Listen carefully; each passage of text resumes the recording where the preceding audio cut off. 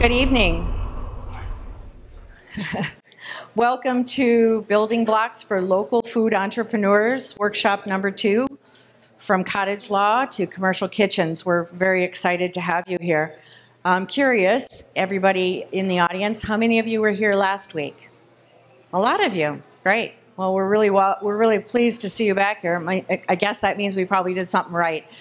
But I do want to thank our sponsors, because without them, we all would not be here today. And our sponsors are Corner Brewery, People's Food Co-op, Washtenaw County Office of Community and Economic Development, and Whole Foods Market. So if you patronize those businesses, feel free to say thank you to them for making this series possible. And what is this series? This series is a collaboration between Think Local First, Whole Foods, and Growing Hope.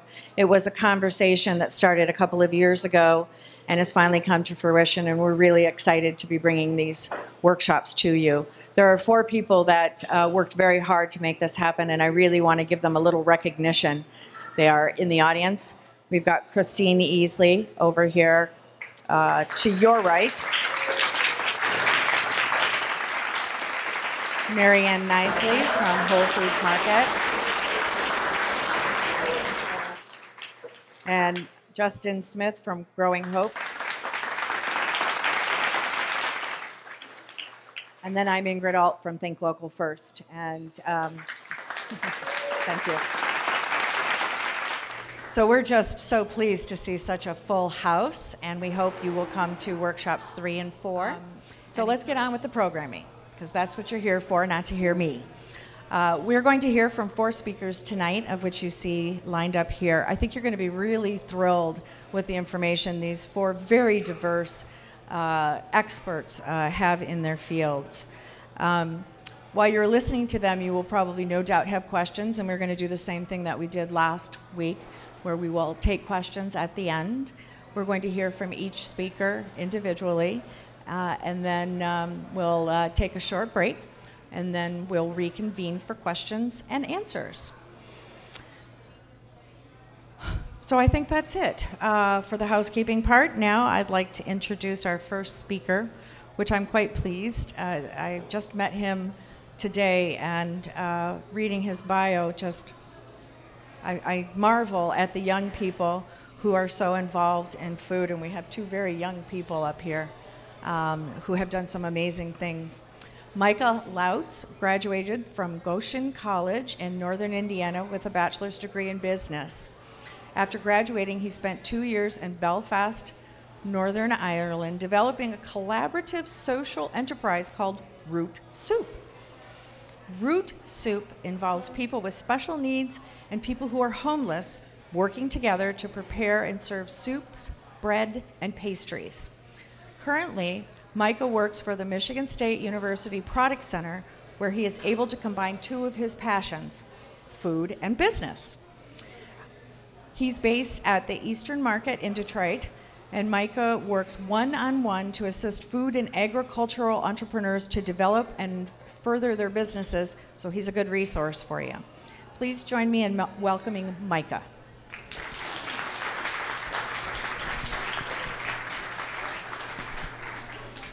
Thank you. Thanks for having me, Ingrid and everyone.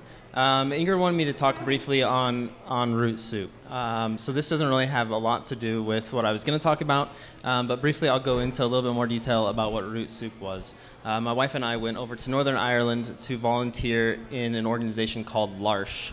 L'Arche is originally French, now nationwide. It's a community for people with and without learning disabilities. And what we did there, we went there to get away from the everyday life, and I decided it had nothing to do with business, and so it was great. I was going to spend 2 years doing nothing with business, because I figured I had the rest of my life for that. 5 days in, the coordinator of the L'Arche in Belfast came to me with an idea for Root Soup, for, at that point, just incorporating people with learning disabilities to make soups and breads and pastries, because there weren't very many meaningful jobs in Northern Ireland for adults with learning disabilities. And so I got started and went away with it.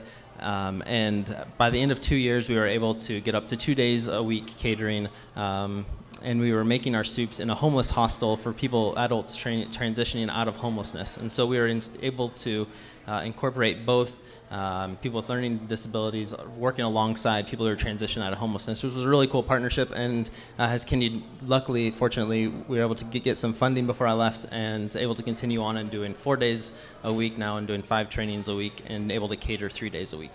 So that's a really neat social enterprise. But anyway, that's a side note. Why I'm really here is with Michigan State and the Product Center. The Product Center is part of the Extension Office. It's a statewide initiative. I'm based in Detroit, as Ingrid said. And what we say we do is we're here to develop and further high-value, consumer-responsive products and businesses in the food and agriculture sectors. So that's what we say we do. What that actually means is there's 11 of us around the state that meet one-on-one with clients. We work in all sorts of sectors and areas, focusing around food and agriculture, though. So we really work a lot with the concept of the business, of the product, because a lot of our clients come to us and they have a great product that came from grandma and they want to go sell it.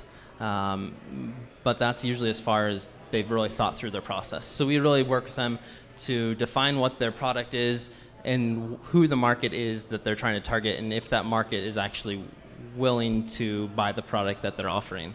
So that's where a lot of our time and energy is spent doing that, but we also help a lot with regulatory requirements. I have a barbecue sauce, but I don't know how all the rules and regulations that you have to go through to sell a barbecue sauce, or pickles, or raw juice, or kombucha, or whatever the product is. So we really help navigate all of that with them as well. Other things we work on is business planning. We do not write your business plan, at least not for free. But we are willing to walk you through the steps, help you with templates and edit and revise.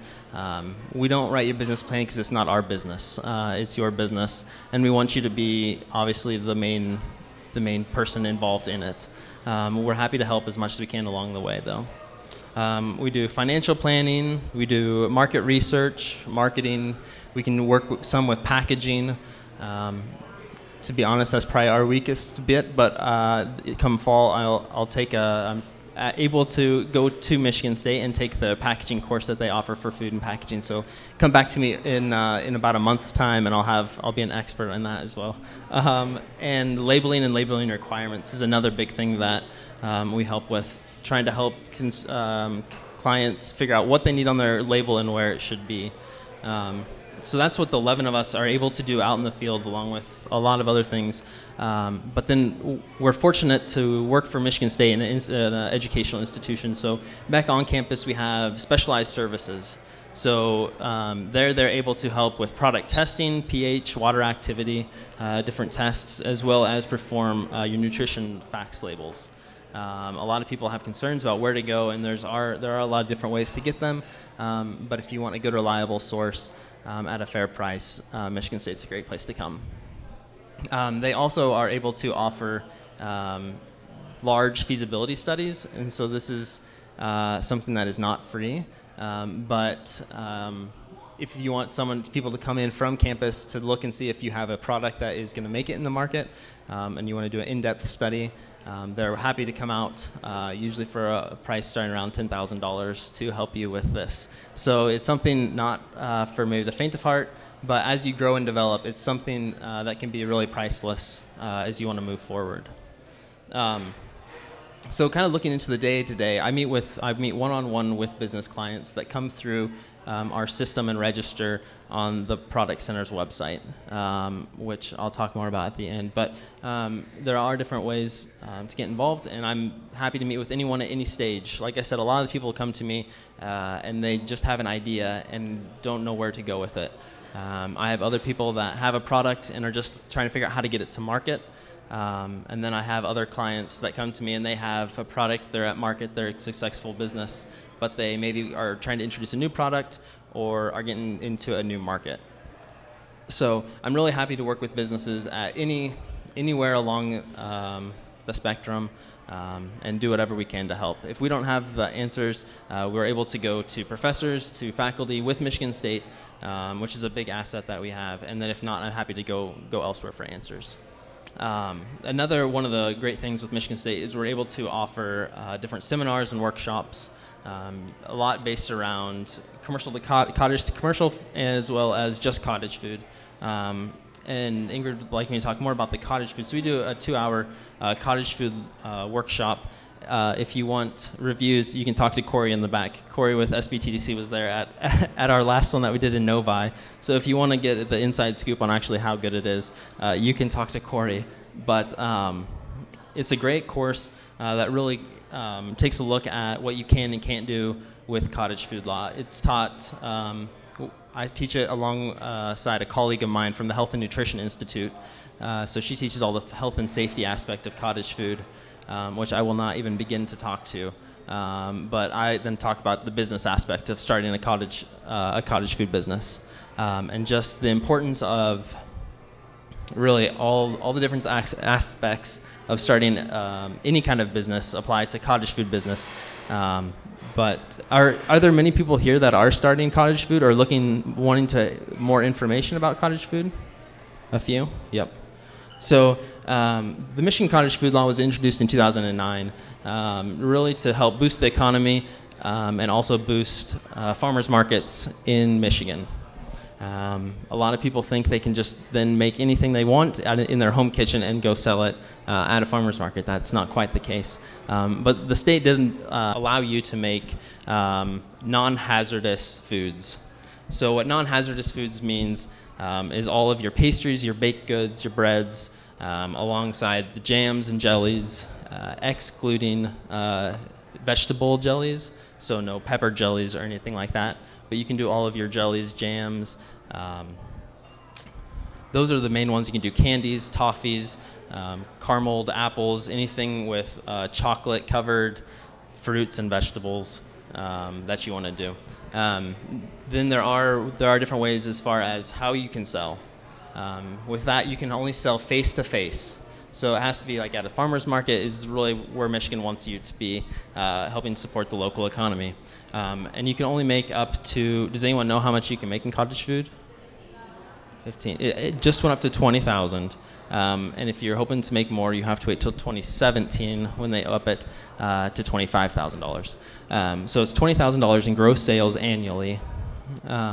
And so those are all face-to-face sales. Orders can be taken over the phone or in person, not on email, which is a slight nuance. But and so there's a lot of things that the cottage food law has made a lot of people, and Marcy will speak to this. She's had a lot of clients, I'm sure, that have come to her from the cottage food law, and there's probably people, like I think she'll speak about, that she sent to cottage food law from her kitchen. And so it has made a lot of access to people to be able to start businesses and really start what is passionate to them and get it. It's a great place to test the market. One thing that we tell customers, and I have had a couple clients in particular that think they have the right idea and they just want to go to market with it, and it's going to succeed. But farmers markets and places like trade shows are a great place to get customer feedback. And in cottage food law, that is easily accessible, because it's not really what you want your product to be, it's really what your customers want the product to be. And so figuring that out is very important and very important. And you can also see I didn't spend too much time talking about what you can make with the cottage food law, since there are so many restrictions. So that means everyone that's wanting to start a cottage food law is making something similar to what you are.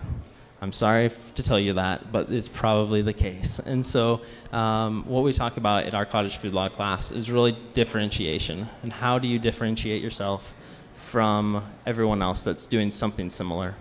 And we at the Product Center are firm believers in making it more valuable to the customer than making it a cheap product that you can sell more of. We value the differentiation and really making your product stand out from the rest, and figure out what is the niche that you're trying to reach, and go from there, rather than just the cheapest thing that you can throw together in the kitchen and go and sell for $1 or $1.50.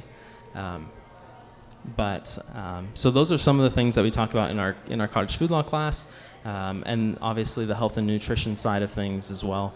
But I'm happy to take any questions. I know Marcy knows a lot about the cottage food law as well, and I'm sure she will touch on everything that I missed.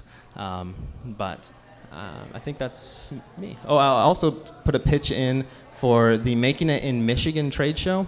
It's a product center event held at the Lansing Center November 12th. All product center clients will be not all product center clients will be able to come, but they're able to register to come and get in front of a lot of buyers. So I'm not sure if Ann from Whole Foods will be there. Are you coming to the Making It in Michigan show? Okay, so she is somebody coming from from the Detroit Stroy. I think maybe Ben or Larry may be coming. But anyway, so it's a great place to get in front of buyers when you're ready for that point. But it's also a wonderful place to come as you're starting out to see what other people are doing there. It's free to walk the trade show floor, and then there is a registration for the morning. They're covering all sorts of different topics and having a keynote speaker from Domino's, a vice president of Domino's will be the main speaker. So it's definitely worth coming out November 12th if you're interested. Thank you, Micah.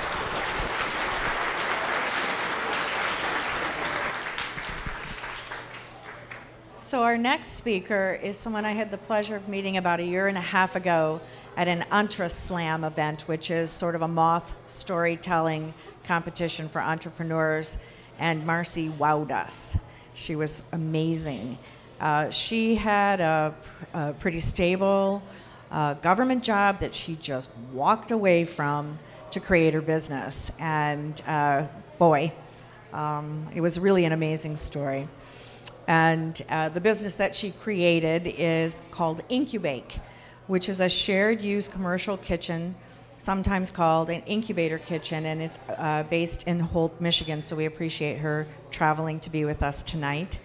Marcy takes special care to understand the unique needs of her clients and the challenges of navigating the laws and regulations regarding food production. Since July of 2011, over 30 small businesses have received their licenses to produce great local foods at Incu-BaKe. So she's most definitely an expert on how to navigate the system. We are so pleased to have her with us here tonight. Please welcome Marcy Bishop-Cates.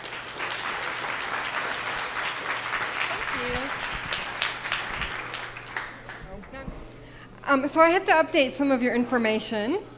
You said 30. Today we licensed number 61. So yeah, we're really excited. And then I should probably address another question that always comes up and that I want to stomp on somebody for. So when I say that I left a great job for the state of Michigan, people say, "Oh, did you retire?" Don't ever say that to me. No. I was almost 20 years from retirement, so I think I had a midlife crisis, maybe. So I was actually working for the state. I worked with the AmeriCorps programs. Much like we're facing today, funding was a little scary as we count down our hours till midnight here. And I decided, okay, I'm 45 years old. If I don't follow my dream now, I'm probably never going to do it. I was looking for a place to do some catering on a part-time basis, and came across a kitchen in my neighborhood, literally 5 minutes from my house. It was an old barbecue restaurant, and it had actually only been in business for about 6 months, but it's a 2,000 square foot kitchen. I have a barbecue smoker that can cook 1,800 pounds of meat. We have never used it since we moved in because nobody wants a smoke-scented wedding cake. So the smoker is sitting unused. So if you know anybody that wants to cook a whole lot of meat, send them to me because I'd love to get that thing out of there. So it's just crazy. It's using up a lot of space. But we decided, we talked it over. MSU Product Center actually gave me the idea for Incu-BaKe. I didn't even know there was such an animal as an incubator kitchen. And I talked to my counselor at the time, and he's like, if you found a kitchen that you could rent, that you could use, you could rent it out the rest of the time. And I think you could fill it 24/7. So we're not quite to the 24/7 mark yet, but we're getting there. So we have an amazing group of entrepreneurs who have become this crazy, pretty functional family. Like I said, we licensed number 61 today. That was a brand new caterer, actually out of Bay City. So our clients come from Bay City up to St. Clair Shores, quite a few from the Detroit area, around the central Michigan area, and then quite a few from the Lansing area, of course, quite a few from the Brighton. So we really draw people from quite a ways away. We've had some people who have chosen us because of the services that we offer. One of the biggest things that I learned right off, I started out, this was a kitchen that you could rent and you were on your own, period. I'd have it there for you, I'd let you in the door. It quickly became really, really obvious. People didn't even know where to start. They didn't know the steps that they had to take to get licensed, to do everything they needed to do. And so I sat down, and with kind of my systems background, I figured that out. What do you have to do first? You have to set up your business. You talk to the MSU Product Center, you follow all these steps in order, and it's easy. One of our first clients that we worked with, she had been trying to get her license and get her business going for about a year. And she just kept running up against roadblock after roadblock. She just couldn't get the steps in the right order to get everything done. She came to us, we got her licensed within a week, we got her on store shelves within probably less than a month. And so it was just a huge, huge thing for her. And she was very, very grateful. We've had quite a few graduates, which I'm really proud of. I don't know if you all have seen the Mitten Munch bars that are out there. They're an amazing little trail mix bar. They were with us for about 6 months.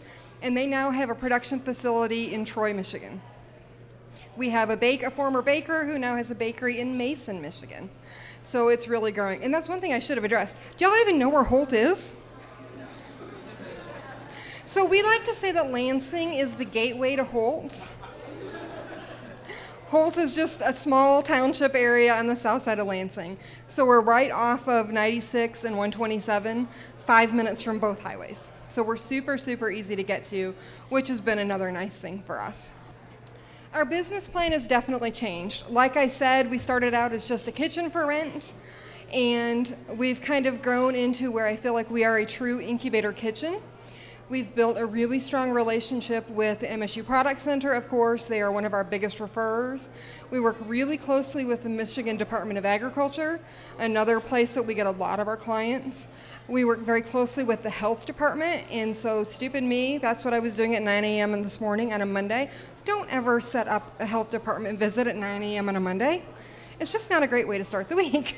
It all went fine, we licensed our client, but it's just stressful. So that was quite the way to start a Monday, but I'm here now, so that's okay. So, and then we also work with the SBTDC, great partner for us. I would say that probably 75% of our clients come from those types of resources. They know us, they're comfortable with us, they send people to us right away.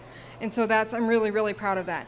We welcome them with open arms. We never, put up those walls or those roadblocks, and I think that's been the big important piece.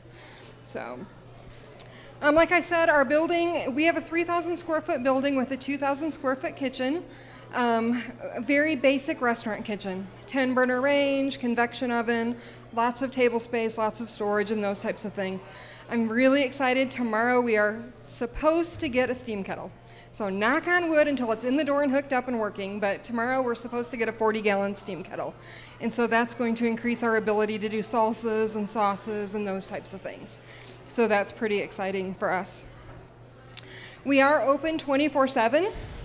Right now, our overnight hours are pretty underutilized. I do offer a discount for those hours, but we definitely welcome people to come in. We have a security system. We have it set up so that it's a very safe place to be at night, and so that has worked out very well for the people who do utilize that. Some people like that quiet, so that's a good thing. That's worked super well. Probably the thing that has been the most amazing in the last couple of years is the social entrepreneurs that have come out of Incu-BaKe. So we kind of laugh. They call me the Incu Mom, and I told this I think last year that they actually send me Mother's Day gifts, which is amazing, and it makes me cry every year. But one of the things I'm most proud of them, my kids, is the things that they do to give back to community. How many of you have seen Crunch granola on the shelves? It's in a brown bag with a gorgeous picture on it. Christine started that company because she wanted to give back. She was sick of kids going hungry. Her heart is bigger than this room. It's amazing. Since January of 2012, so a year and a little over a half, she's donated over 38,000 meals to food banks as a result of granola sales. She donated from the very first bag she ever sold. Anything that we sell in Lansing, she donates to the Lansing area. Most of it goes through Forgotten Harvest in the Detroit area. So things like that I'm so proud of.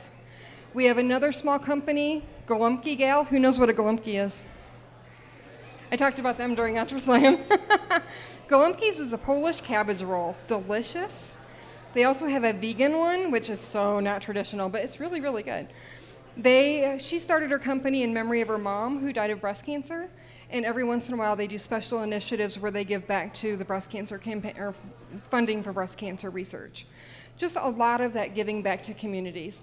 We also do a lot where we have local community things come in. We're getting ready to do with a group, or work with a group to do classes for autistic adults to do cooking classes.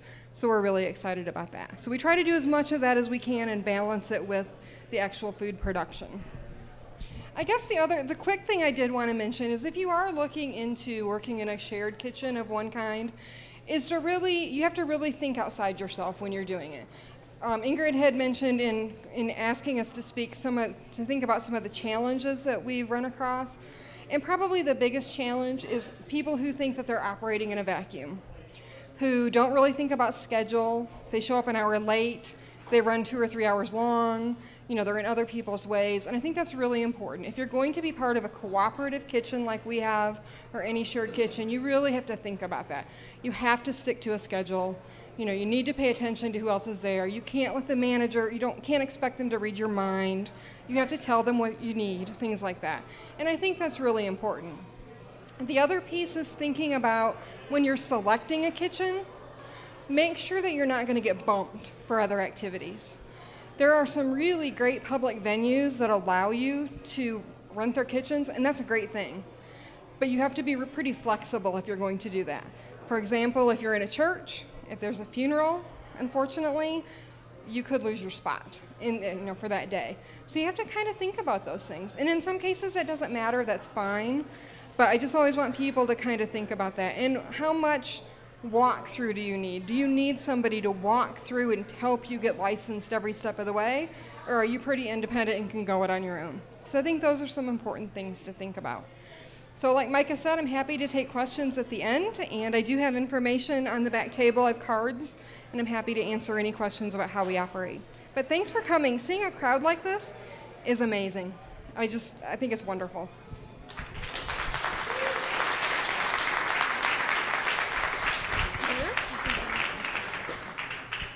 Thank you, Marcy. That was great.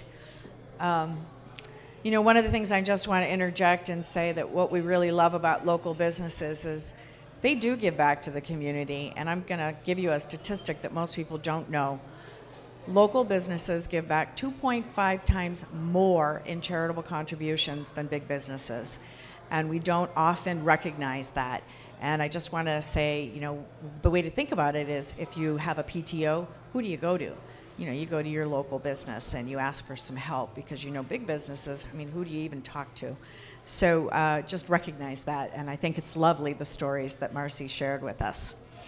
Our next speaker is Dan Vernia. He is a chef with 30 years of experience in high-volume food production, value chain management, and logistics.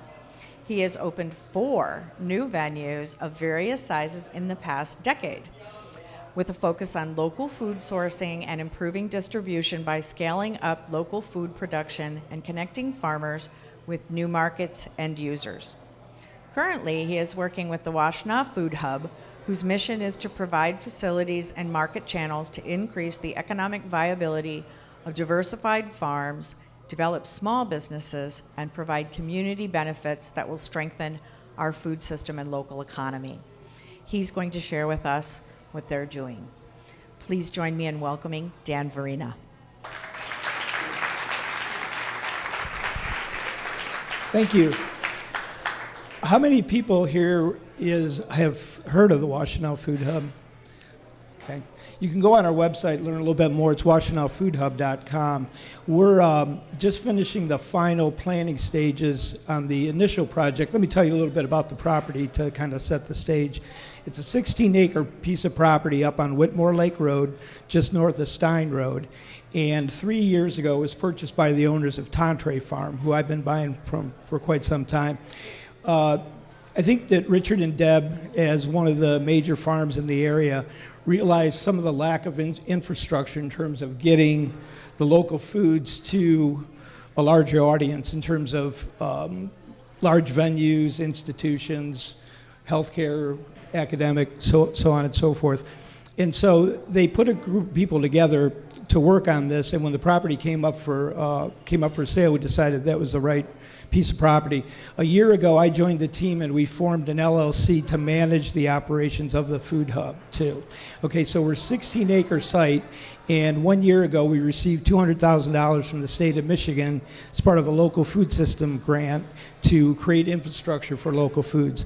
We do have a kitchen, incubator kitchen and processing facilities in the planning stage or in the construction stages right now, and I don't think I could really improve much on what Marcy said about this. One of the things that we're looking for is local food-based businesses, and I'm sure you all have heard of the Brinery, David Klingenberger. He is going to be one of our key or anchor tenants, if you will, and move his operation. So we have 7,000 square foot behind what was an old store on the property.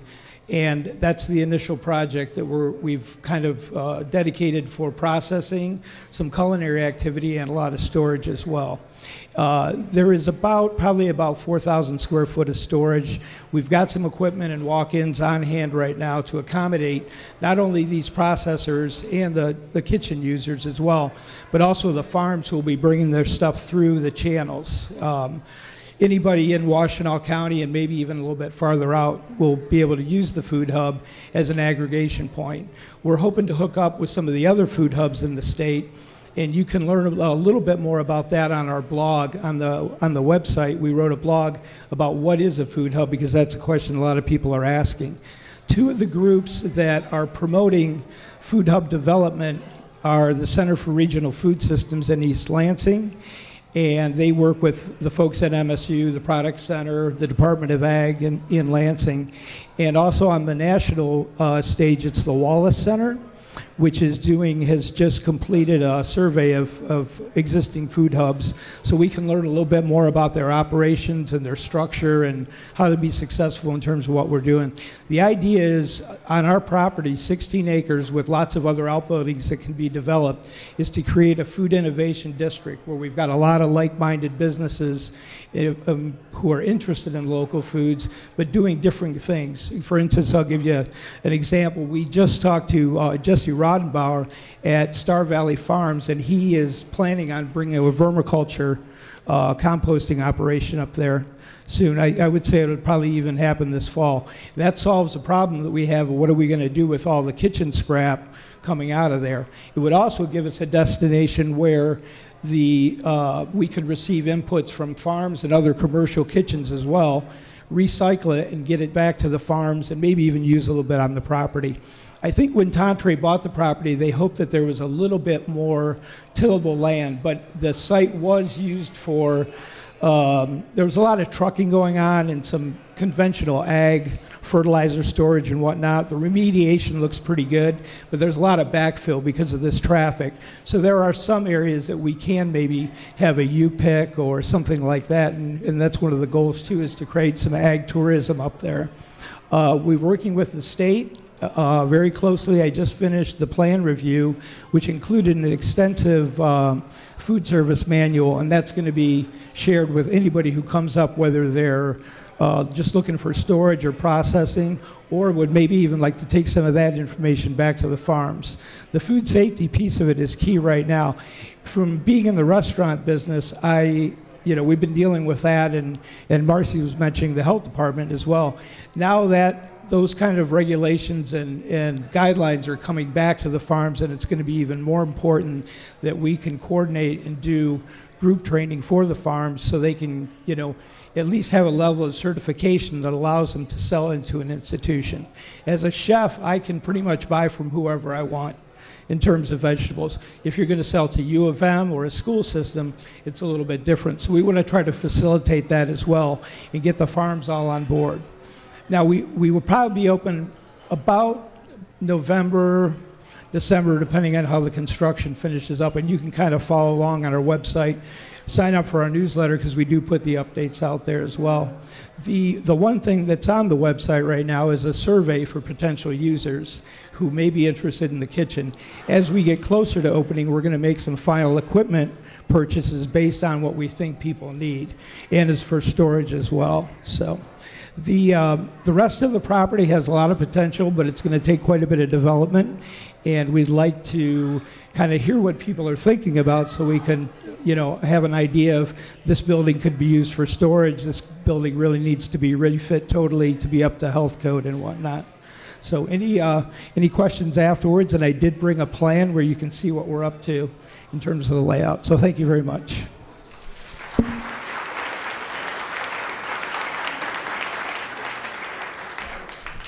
Thanks, Dan. That's very exciting. And I love the fact that they've got plans for the future and a nice big piece of land to make it happen. And you could be part of it. So our next speaker is someone I met several years ago, and I'm really quite in awe of this young woman. She took a chance and has really grown a lovely business. We'll be hearing from Mary Wessel Walker, who grew up in Ann Arbor, and she spent her summers visiting the community farm of Ann Arbor with her family, where they picked up their CSA share. After apprenticing at the community farm and graduating from Bryn Mawr College, Mary founded Harvest Kitchen in 2007.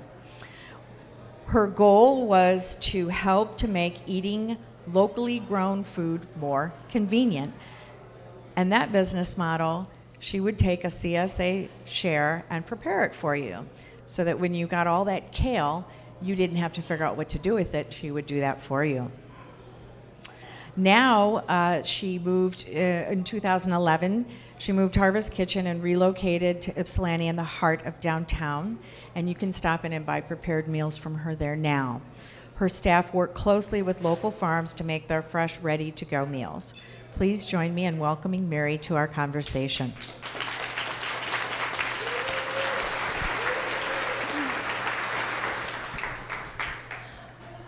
Hi, like Ingrid was saying, I run Harvest Kitchen, and we make our meals, we make grab-and-go prepared meals using ingredients sourced almost exclusively from local farms. Like, that's our number one source. And then if we can't get something local, like cashews or canola oil, we buy organic from national organic distributors. So what kind of sets us apart from other prepared meal services, of which there are a number of awesome options in the Ann Arbor area and beyond, is this really, really close connection with our local farmers that forces us to work extremely closely with the seasonal changes. Like, we can even see it grading on a weekly basis, like what's available and what's not available. I mean, at this time of year, pretty much everything's available, but in the spring, we can just watch very closely to see when a new vegetable is going to come out for us. So that's kind of a challenge for us as well, because businesses that are able to source sort of on a more commercial level are able to plan their costs a little bit more finely than we kind of are at the mercy of the weather and the farms. But it's also a really glorious thing because I think you can taste the difference with the really fresh ingredients that we're working with, and we're so happy to be able to support the local farmers. As Ingrid mentioned, I grew up, the community farm of Ann Arbor is like my local farm. And when we started Harvest Kitchen, we were working pretty exclusively with them and their CSA shares. Now we've been able to expand beyond that to work with even more farmers, including a lot of young farmers, people in my age group who are starting out.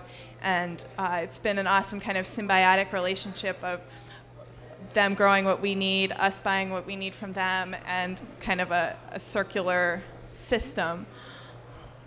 In terms of how we started, when we first started a business, and this is something that those of you who are thinking about starting a business will probably experience, we were working out of a commercial kitchen in Ann Arbor that it wasn't actually in a church, but it was kind of a church basement kitchen type of location. And after a few years there, we were outgrowing the space and outgrowing the willingness of the people there to have us there as much as we needed to be there. And what brought us to Ypsilanti was the availability of our kitchen. If you're familiar, we're right down on Cross Street, not far from here. That space came available to rent, and we decided to go for it. Around the same time, we applied for a grant from the USDA. And the challenging thing about it was when we applied for the grant, we thought we would renovate our original space. And by the time the grant had cycled through and we'd actually received it and become eligible to get the money, we had decided to move and renovate this kitchen instead. So if any of you are thinking about applying for grants, try to apply for as much money as you possibly can because you never know, it takes a while and life changes, plans change. But we were able to renovate. Before us in our space, there was a bakery. And that was great because a lot of the equipment was already there. It was already a commercial kitchen, which is huge. Building a commercial kitchen from scratch, as Dan would tell you, is an enormously expensive and pain in the neck kind of process. So we were able to just convert a bakery, but there was still quite a bit of work that needed to go into it to turn it from a bakery into a vegetable processing kitchen. We've installed huge amounts of sinks and tables, and we added an extra stove and we added an extra oven and just kind of changed the emphasis of what the space was for. And it's been great. We love our space. We love being there. And having a storefront is another sort of piece of the process that was an interesting change from our previous model of working really directly with customers, subscribing customers, not really having any availability to casual walk-by clients, learning how to be accessible to people who wander in. It has been one of the challenges of the past few years of having this storefront and this door and people coming in the door and saying, "Are you a restaurant? I'm so confused right now." And having to explain it every single time has been one of our challenges. Another thing that's really great is that we've gotten to work with a few other small local food businesses. We've also rented our kitchen out, although one of the things that I've noticed is that if we get 10 people who want to rent our kitchen, only one of them ever actually will. We'll talk to 10 people and only one of them will come through with the next step. And I think part of that has to do with needing to have more than just a kitchen to rent, needing to have that someone holding your hand and walking you through the process. And it's actually really hard to start a small food business, I think, even with all the goodwill and in the world. So for all of you who are planning to try that, I really wish you well and don't despair. It's doable, but I think it's not easy. It's not going to be like, oh, quick, now I'm suddenly selling my product. And I think that there's been a lot of resources mentioned this evening that can help you be the one rather than the other 9 that kind of disappear, or potentially I think quite a number of them do find other kitchens to rent that for one reason or another work better for them. But from my perspective, all I see is, never heard back from that person. So, I mean, it's great to work, to talk to people and to hear what their ideas are, and that's a great thing. I think one thing that's hard with renting someone else's kitchen, we don't have a lot of storage space to share. So as you're looking for kitchens that you might rent, you should consider how much storage space do you need. Does it need to be cold? Does it need to be frozen? Does it need to be dry? What are your needs with that would be my hot tip for scoping out kitchens. It's not just about the hourly rate. It's about how much are they going to be able to accommodate you with structural support in that sort of, or are you going to be having to carry your things in and out every single time? I'm just trying to think of what other pieces of the Harvest Kitchen story. I mean, over the years, discovering kind of what works for our customers and what doesn't. We started out with this really strict subscription model where people would get their food from us every week, and we've grown enormously in diversity of what we offer and flexibility for our customers, and that's been a lot of fun. It's also been a sort of challenge to navigate. This particular dish turns out to be really, really popular. We've got to make another batch. Oh, we don't have enough of this ingredient because we didn't realize that was going to happen. You know, all these pieces, and that's where I'm really glad to have developed these strong relationships with our farmers, where I can call them up and say, "Can you bring us some more chicken by tomorrow? Can you help us get some more salad greens before Thursday because this is blowing up?" So that's a good feeling to have. The last piece that I want to mention is my coworkers, my staff. I definitely could not do this without the people who've worked with me over the years, and it's taken a while to really find the right people and have the right people end up with Harvest Kitchen. But now I feel we're in a really stable place where everyone who's working with us now has worked with us for at least a year.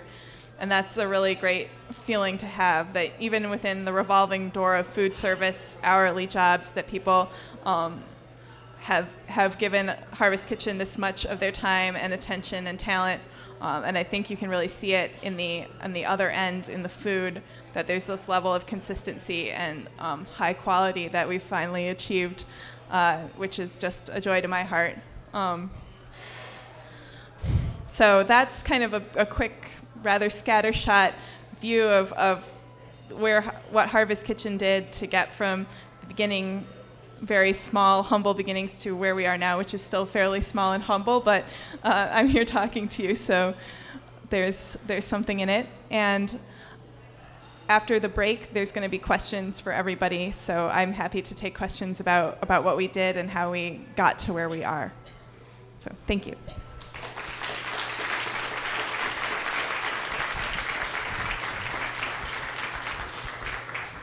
Thanks, Mary. I really love your story. And I love all the stories that every single person up here has, because they're all really quite inspiring. And it helps you feel like it's possible, that you can do it. And that's what we're here tonight to learn, how to do this. And I'm sure you're going to have some questions. What we're going to do right now.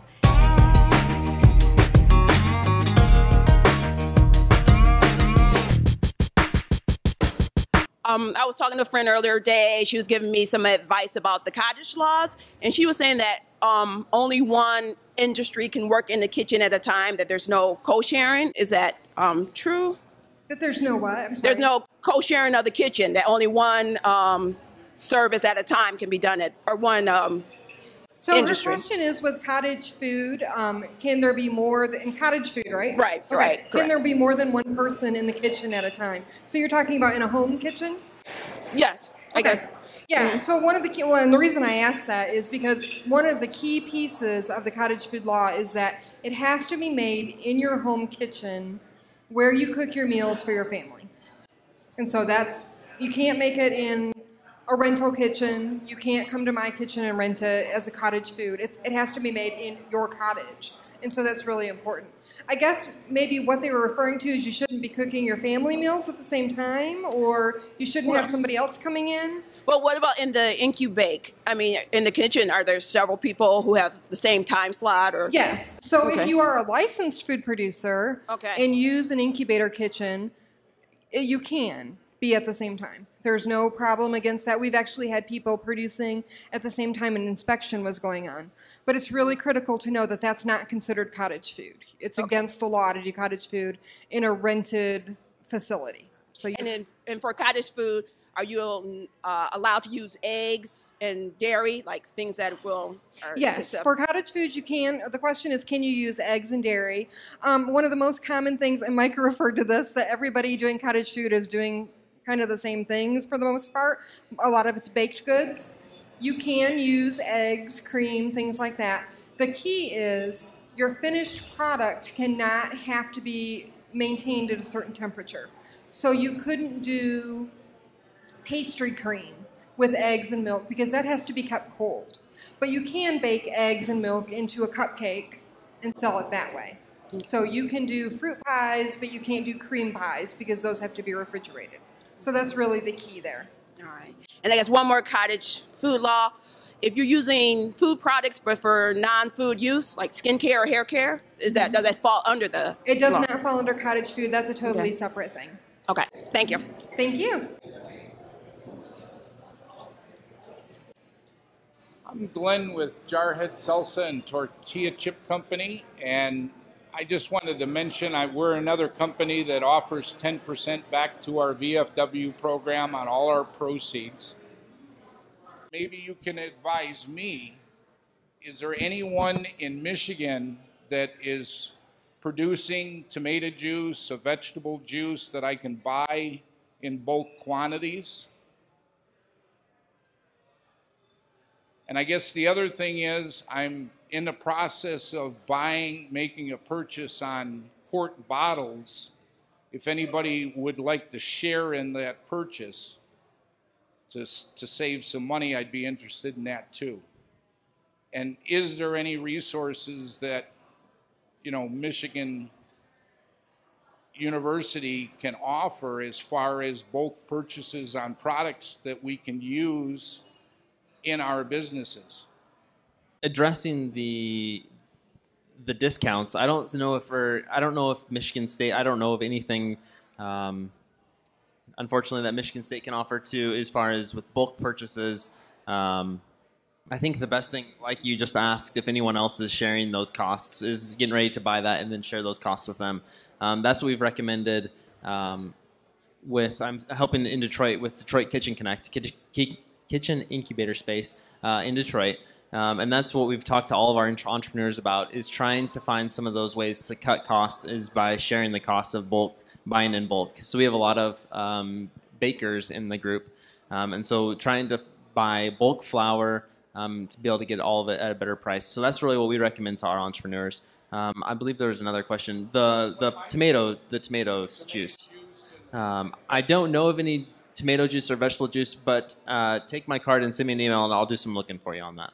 Marcy, can you quickly walk us through how you hold someone's hand when they come to you? Because it's interesting, you started off just renting this commercial kitchen and then renting it out to people, which sounds simple enough, but now you're helping people license. So I'm really interested in that. And then for Mary, I love what you do. I know a little bit about it. And when you have walk-in customers, or people just walking in, are you just merely telling them what you do and hoping that they become a customer?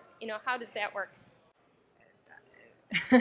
So yeah, like I said, when I started this, I knew very little. So a huge piece of walking somebody through the process has been almost 3 years of learning that process in and out, sitting in on 62 licensing visits, taking copious notes, and asking my inspector, who I adore, the same question over and over again until I get the answer that I want. And so now we joke that when I have a question, I always say to him, okay, get ready to do it. And I'll ask him the question, and the response is always the same. Marcy, you're killing me. And then we figure it out. And so it's a lot of research. So one of the things that I offer is a chance for somebody to come in and do a walkthrough. And I have a licensing visit on Friday for a new baker. She's coming in tomorrow night. And we're going to walk through exactly what our inspector would do with her. She's going to make a practice batch. She's going to sanitize the way she's supposed to, with me watching her and talking her through it, making sure she knows how to use all the equipment. I will do a pre-review of her label because I can pretty much pick up on anything that he might see. And it's not guaranteed, but at least she'll know, if there's any glaring errors, we've caught it ahead of time. It's really just a way to make them so much more comfortable. It's a $25 fee to do that. It's really pretty inexpensive. It nips some things in the bud, you know, if they need to go to better process control school, if they need to do other specialized training, we get that taken care of ahead of time. So that's one big thing. One thing that has happened, and some of my business colleagues probably want to slap me for this, but I am a for-profit model, but we do operate like a nonprofit. It is very common that I will tell somebody, look, you need to do cottage food for a while. You need to try it out, because I don't want to put anybody in a situation where they're just going to go broke right away. And so sometimes that's a hard thing to miss out on a client, but I'd much rather see them try it on their own and then come in. And, you know, we try to offer that support. So, but that's a huge piece of it, is that walkthrough, just making them comfortable, because some people are just petrified of that situation, and I was. So, and I'm still a little bit that way with the health department. Department of Ag I love, but it's just taking me a little longer because we don't deal with health department as much. But so. Yeah, I didn't speak a great deal about our current business model. We have all of our items available for sale to casual customers. In our own parlance that we use within the kitchen, we have our subscribers and we have our retail customers. And so retail is just anyone who happens to stop by our kitchen. We're at the Ann Arbor Farmers Market. We're at the Cobblestone Farm Market. So that's kind of the other side. The third option that we actually have, which is kind of somewhere in the middle, is we have an online store where people can order our items, and then they could choose to either pick it up at the kitchen, at our farmers market, or we also offer home delivery. So when I was mentioning that we've become a lot more flexible and we offer a lot of different ways to access our food, this has been great. There are a lot of awesome apps that you can use to set up an online store, and I would, if it's at all consistent with what you're doing, I would encourage you to do it, because it allows people to browse and to shop at home and then sort of choose their own adventure with whatever you're offering. And we've really enjoyed having that option, and it's since we started offering home delivery in August of 2012, it's been a huge piece of what we do now. And that's great, because if you don't have time to cook, you probably don't have time to drive 20 minutes to Ipsy and 20 minutes back. You know, you might as well have just made dinner. We've enjoyed having that as a flexible option for our customers. And I know that there's someone with a question, but 2 or 3 people came up to me during the break and asked me the same question. So I'm going to just say it now over the mic. In the wintertime, we still work with local ingredients. We work with farmers who have hoop houses or greenhouses and that can grow veggies for us in the winter. And we also, in the summertime, we freeze a lot of veggies that we use in the winter. So I just took like 1,000 pounds of tomatoes, and we have a freezer. We rent a pallet in a freezer warehouse, and I just put our tomatoes from this past month into storage there. We'll be pulling those out all winter. And we also work with Locavorius, which is a small local company that freezes local vegetables. And every year we put a huge wholesale order in with them, and we use their veggies all winter. And then the other thing that we do is we work with things that, well, they actually are seasonal. We don't experience them as seasonal: meat and dairy and flour. And so in the winter, we kind of turn to a more like comfort food sort of menu. And those are the ways we kind of get around working with local ingredients when there's snow on the ground. So hope that clears that up for a few folks. So this is another question for Mary. I was kind of wondering if you could speak to some of the challenges and concerns with taking a maybe not so ideal commercial kitchen and turning it into one that better fits your mold or is more universal and what can be done with it. I know you spoke to having a bakery kitchen that you've changed. That's a really good question for anyone who might be thinking about renting their own space and either building a kitchen or renovating a kitchen that's already there. The thing that we did that I would absolutely 100% advocate for anyone who's doing that to do is we hired a kitchen designer, an architect specifically trained in kitchen design, and she was amazing. She looked at the space and what was there. We talked about what we wanted it to be like in the end, and also our budget. We didn't have the budget to tear down walls, to change where doors were, or do any of that stuff. And she was able to kind of squeeze everything that we wanted in and also make it flow. I could have probably squeezed it all in there, but I don't have that design, that architecture training. So she made it flow. So it's not, it's not ideal. It's a 100-year-old building with weird walls from when it was a Quiznos. But with the help of our kitchen designer, it's actually a very, very functional kitchen. And in terms of getting a new kitchen licensed, we had all the architectural drawings. She has designed a million kitchens that have been licensed, so she knew what the health department and Department of Ag were going to be looking for in terms of materials and sources and all those kinds of pieces. And I think, you know, it was a significant piece of money to spend, and it's hard when you're like trying to cut corners and pinch pennies, but I think that do it once the right way instead of doing it multiple times wrong. And I certainly think that me and the people who were working with me at the time could not have done it nearly so successfully without her help. So hire a professional. I'm sure Dan might be able to speak a little bit to that as well in terms of building a commercial kitchen. When we designed ours, you know, the challenge for us is been some of the zoning. We are on A1 agricultural land, and so we have some restrictions in terms of what can happen up there, and a lot of it has to do with local food. The Ann Arbor Township has really worked with us very closely, and we're really thrilled with their partnership. But at the same time, when they redid the ordinance, they only wanted these activities could be permitted on any farm in Ann Arbor Township. So initially there were some limitations and we were able to expand it. We looked at a number of different uses, from processors to like full culinary or bakery operations, and then put a team of about 3 people together to kind of flex it. Unfortunately, we were able to expand the space, and they gave us about 2,500 square feet, which made it easy. But the thing that we really liked that we did is there's 3 different kitchens, and I can pull out the plan after we're finished up here, but they all have access to a community dish room, if you will. And that makes it real easy for the people in the space to have all that space and then just do their warewashing in another area too. So that was one of the things that we really liked, but it took us to working with the township to get a little bit more space to be able to do that. My experience is in food service and high volume, but we needed to bring in somebody who had the expertise in terms of processing or canning as well. So it's kind of a multifunctional space. Thank you. So any of you might have some advice about 2 topics you haven't touched on at all. One is insurance, in terms of business insurance for growing a small business, and the other is thinking about advertising. When we got insured, one of our local farmers, an anchor at our farmers market, is also an insurance agent. And so he worked with me to license my business and to do all of my liability insurance. And then I started referring him to my clients. And there's some huge advantages for that. So very small town, remember? His business has just skyrocketed.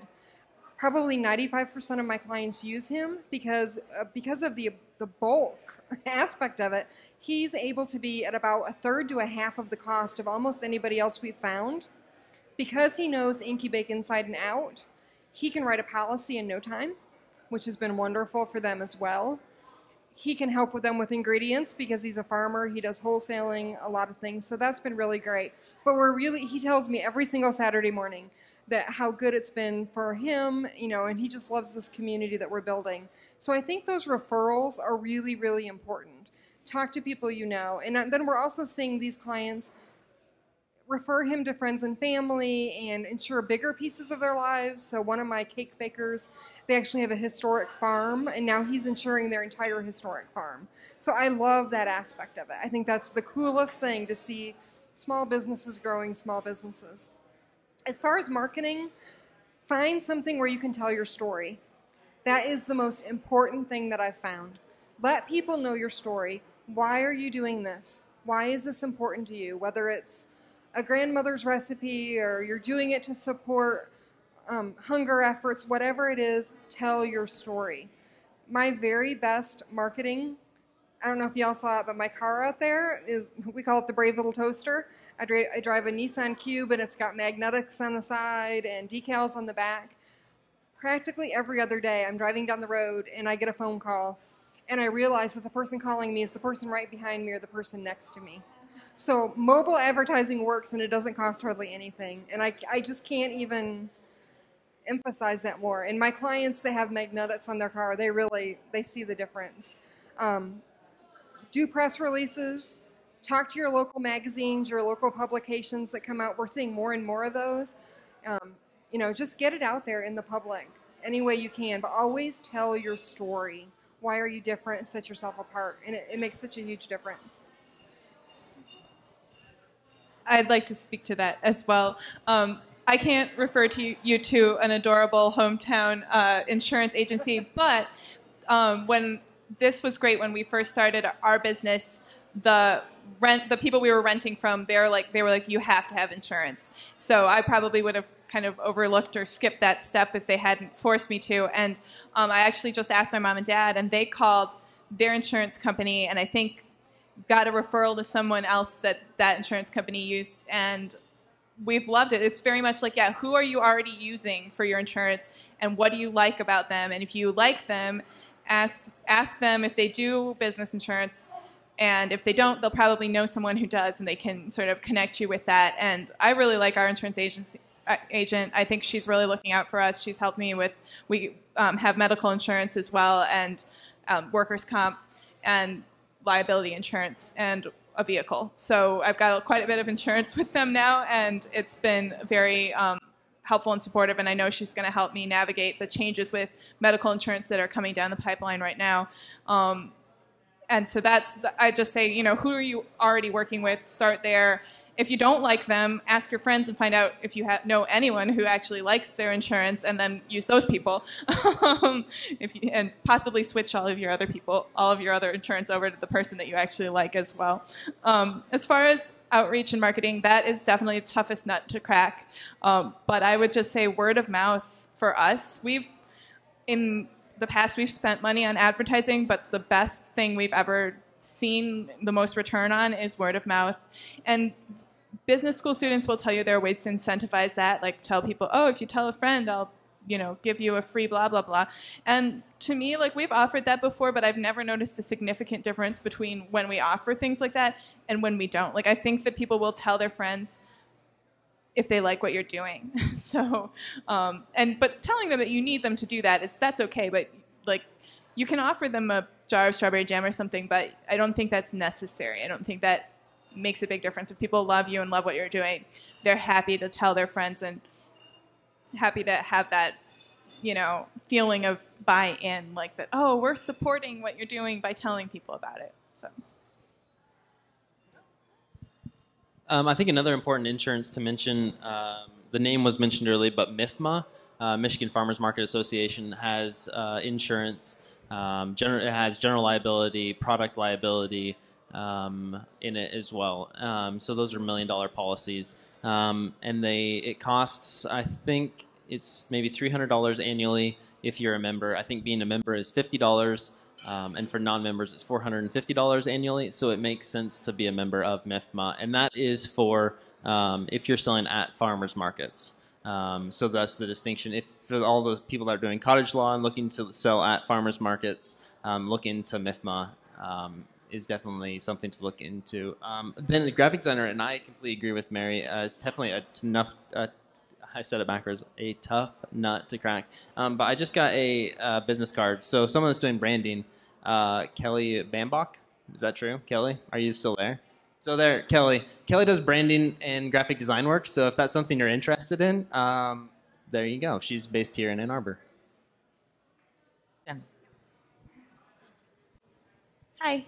This isn't for any one of you in particular. Maybe you all have ideas for me, but I was wondering what resources are available for entrepreneurs to learn skills beyond production, things like management and accounting and things like that. Great question. In Detroit, there are a number of resources to look into. There's D-Hive with the Build Project. There's some stuff going on at Tech Town in Detroit.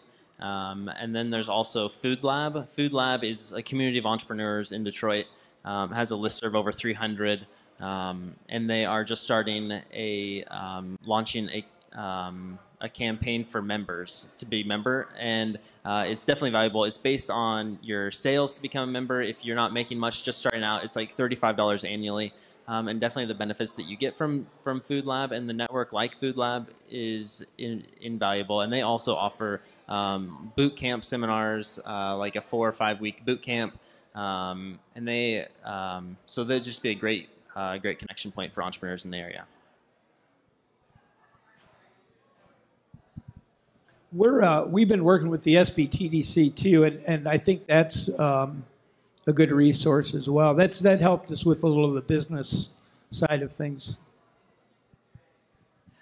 For those of you in the Ann Arbor area, I don't quite remember where I saw this, but it could have been Rec and Ed, or it could have been a Washtenaw Community College like continuing ed opportunity. But look through both of those when you get them in the mail and see. I remember seeing a QuickBooks course in there. I think that there's a lot of resources out there for relatively inexpensive, kind of a weekend, a workshop, a short course, a few Monday nights, one fall, to pick up some of these things. I think there's a lot of resources out there in our community, and possibly a Google search or just a perusal of the pamphlets that Washtenaw and Rec and Ed send around every year would be profitable. For coming, I think one of the themes that we heard throughout the evening was look for the resources, make sure you know what you're doing, and don't jump into anything too quickly, and talk to people. I mean, the best resources are the ones that you see right here in the room. They've already been through it, and they can help you navigate what works and what doesn't work. So feel free, again, to take their business cards. They should all be on the table in the back. And again, I want to thank our sponsors, Corner Brewery, Community of Office and Economic Development in Washtenaw County, Whole Foods Market, and People's Food Co-op, and especially our panelists. Thank you so much for coming. I hope everybody in the audience learned as much as I did and is motivated and excited to go out and find out what's possible.